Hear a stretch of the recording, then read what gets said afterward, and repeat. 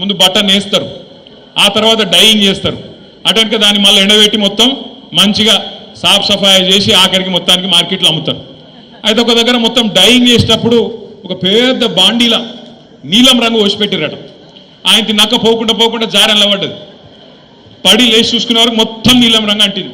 ఆడికెళ్ళి ఉరికింది అట్లా. జంగల్ పంట పోయింది. పోయే వరకు జంగల్లో ఉన్న మిగతా జంతువులన్నీ పరిశాన్ అయినాయట.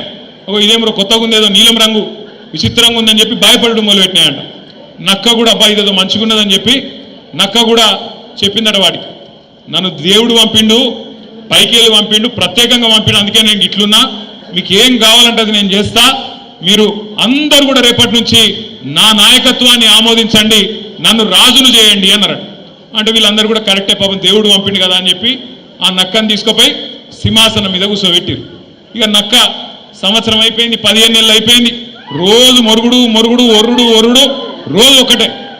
ఆఖరికి 15 నెలలు అయినాక ఒకరోజు వానకాలం వచ్చింది. ఆ నక్క టైం బాగలేక బయటికి పోయింది. ఆయన వాన షురువు అయింది. రాళ్ళ వాన కొట్టింది. సంపుడు చంపే వరకు రాళ్ళ వాన ఏమవుతుంది, వానలో రంగంతా పోయి ఆయన నక్క చూసుకోలేదు. తిరిగి మళ్ళీ వాపసు వచ్చింది. అందరు చూసిరు, రంగు పోయింది, నక్క నిజ రూపం బయటపడ్డది. ఇక తర్వాత ఏమవుతుంది, ఈపు చింతపండు అయింది. తర్వాత ఉరికిచ్చి ఊరవతలకి చంపారు. నేను ఎవరి గురించి చెప్తున్నామని అర్థమైందా? నేను ఒక్కరి గురించి చెప్పాలి, ఇద్దరి గురించి చెప్పిన. కాంగ్రెస్ బీజేపీ రెండు దొందే. వీళ్ళేదో మంచోళ్ళు, ఆలేదో లంగలు కాదు, ఇద్దరు లంగలే. మోడీ గారు ఏం చెప్పిన 2014లో, भाइयों बहनों आप सभी लोग मित्रों आप सभी लोग मुझे वोट दो, मैं जन धन खाता खुलवाऊंगा, आप सबको 15 लाख धन डाल दूंगा. पढ़े 15 लाख పడాలి కానీ మనకం ఎందుకో కానీ మరి బీజేపీ ఓట్లు అయితే బాగానే గుద్దుతున్నారు. కరీంనగర్లో 15 లాఖ లేదు, 15 రూపాయలు కూడా లేదు, వచ్చింది లేదు, చేసింది లేదు. సంవత్సరానికి 2 కోట్ల ఉద్యోగాలు ఇస్తా అన్నాడు. మరి 11 సంవత్సరాలలో 22 కోట్ల ఉద్యోగాలు ఇవ్వాలి. వచ్చినాయా ఉద్యోగాలు? రాలే. అక్కడ ఆ మోసం, ఇక్కడ 6 గ్యారంటీలు, 420 హామీలు, 420 మాటలు, ఇక్కడ ఈ మోసం. అందుకే నేను చెప్పిన నక్క కథ ఒక కాంగ్రెస్ గురించో రేవంత్ రెడ్డి గురించో కాదు, ఇద్దరి గురించి. కాంగ్రెస్ బీజేపీ ఇద్దరు మోసగాళ్ళే. ఈ మోసం నిన్నయాల చాలైంది కూడా కాదు. భారతీయ జనతా పార్టీ 1998లోనే ఆంధ్రప్రదేశ్ రాష్ట్రంలో ఆనాడు కాకినాడలో ఒక తీర్మానం పెట్టింది వాళ్ళ రాష్ట్ర కమిటీలో.